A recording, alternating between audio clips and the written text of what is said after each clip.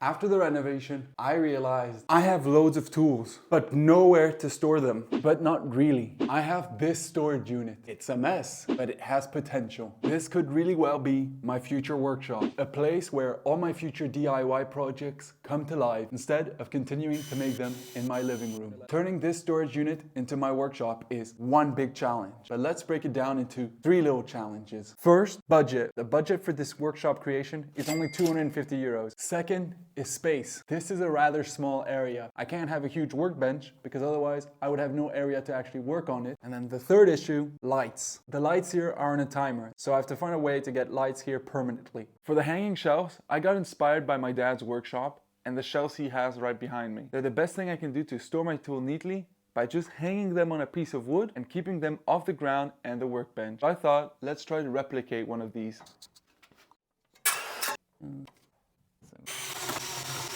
Like this. So this piece of wood is the hanging shelf.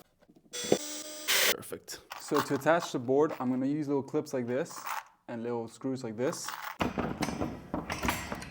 So this is how I attached it behind. As you can see, it just goes in between here, the fence. I already think this is going to allow me to save quite a bit of space.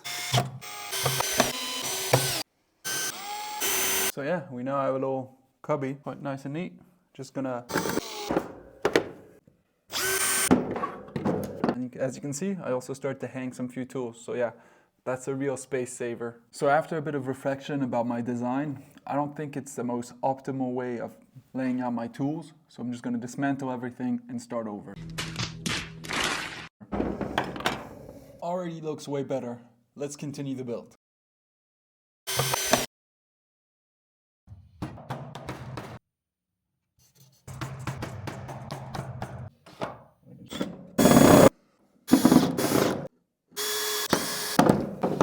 Power tools just isn't that neat.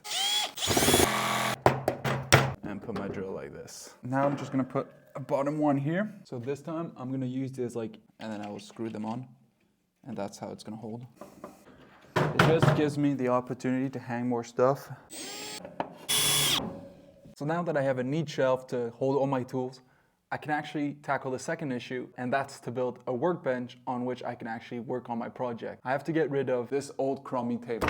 It wasn't really the ideal workbench. So I went to the internet to get inspiration. There I saw this workbench, and it was ideal for 2 reasons. The first, it could be made out of pallets, which means it would be rather cheap. And the second, it doesn't look too big, so it'll fit ideally in this workspace. So I took out my phone, went on Marketplace, saw a pallet I liked, messaged the buyer, got a response, and I got my pallet. So now I can start working on the workbench.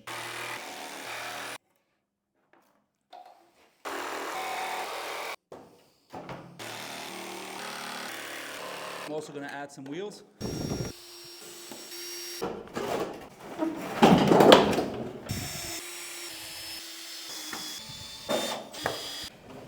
There you have it, a pallet bench. And the workbench is in the workshop. Happy days. I'm gonna use these old pallets, basically make a little door.